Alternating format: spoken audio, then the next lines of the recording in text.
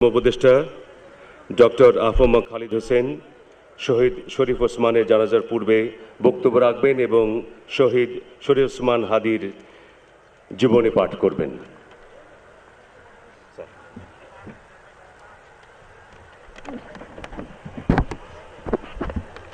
আসসালামু আলাইকুম ওয়া রাহমাতুল্লাহি ওয়া বারাকাতুহু।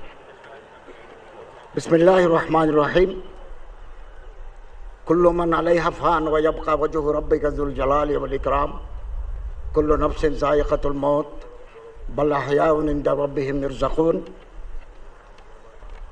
সম্মানিত মুসল্লিবৃন্দ, সম্মানিত সংগ্রামী জনতা, আজকে আমরা জুলাই বিপ্লবের সম্মুখ সারির যোদ্ধা বীর শহীদ শরীফ ওসমান হাদির নামাজের জানাজা আদায়ের জন্য সমবেত হয়েছি। তিনি